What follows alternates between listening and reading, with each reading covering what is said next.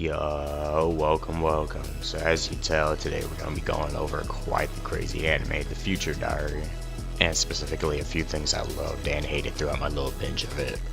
But before I go on any further with my yapping, I do want to say thank y'all for on the latest support on the Bochi rant, and for also hitting my first big goal for the channel, which is 100 subscribers. So honestly, thank you all, and I'll express my honest thanks by continuing to improve my content more and more, for real. But with that, we're gonna go ahead and start yapping on episode 1. Alright, so as usual, we're gonna start off with the episode 1 yap, which in my opinion was one of the best parts of the series as a whole, which is always a great sign, most times. So we obviously don't know it yet, but the very first scene of the anime is showing a big plot twist, and upon my rewatch it made so much more sense and helped me piece some stuff together that I was confused on, but I'm yapping. We should now move on to our main protagonist, Yukiteru Amano, the first of the 12 diary users.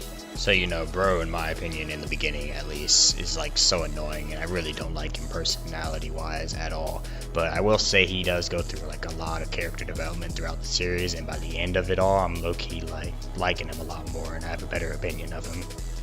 But he ends up having a conversation with Deus Ex Machina and his subordinate Murmur, and I don't want to speak on Deus too much, really honestly, but he is the god of space and time in this series, and he does bestow the first diary to Yuki, the indiscriminate diary, and I'll speak more on that in a minute. But he starts the survival game as well amongst the 12 diary users, which will be the main plot for most of the story. So in the morning after, Yukiteru slowly realizes that the powers of his diary, which shows the future of everything around him except for himself, and does what any kid would with this power, which is to just straight up mess around with zero worries, until the second Gasai peeps his habits, and she has a diary too, so it was kind of obvious. But I ain't gonna lie though, this bitch is crazy as fuck, because for one, we as the viewer and Yuki can immediately tell she's insane, and two, her diary is the Yukiteru diary, which in 10-minute intervals shows only Yuki's future. This only means all this girl did was stalk, bro, and write in her diary on the events. That shit crazy, bro. But she convinces him to team up after her diary mentions Yuki getting killed by the third, which is the murder diary user, which shows the future of those he wants to murder. But they outmaneuver him and, drop him pretty quickly, which is kind of lame. I wish we could have saw more of him, but yap. Alright, the last piece of episode 1 now, and that's the future diary meeting, which finally shows us the full scale of the users, how many there are and shit. But though they are currently hidden in a smog, they all have one thing in common after the first and second beat the third, and that's to go after Yuki, even though on his own, bro is really a bitch.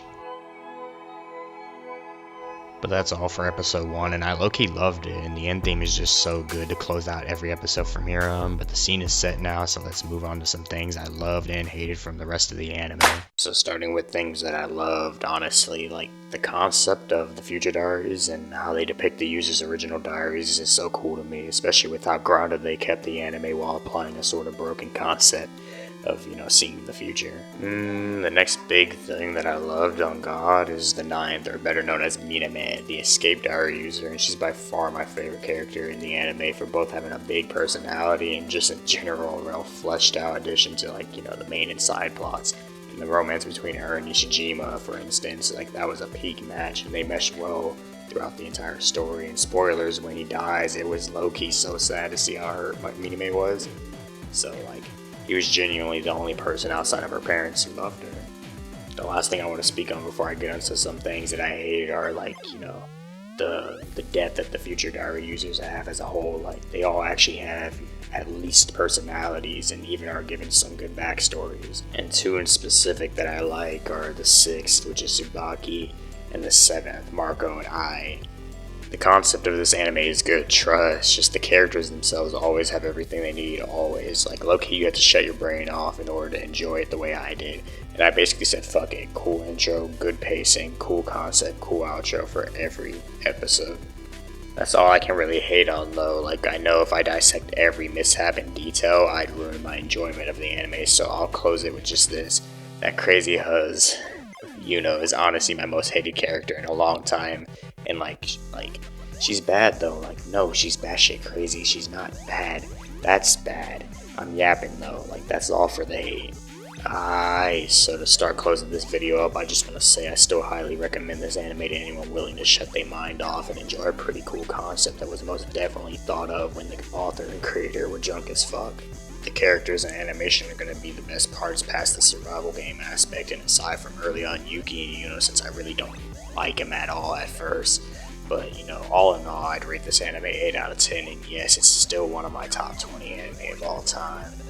But that's all for my rant today, though, and I got some more video ideas coming up soon that I'll go ahead and share with you real quick, and that's being Charlotte and Gachi Akuda, both being recommended to me from friends, so I urge you to also drop some animes that y'all would like me to, check out.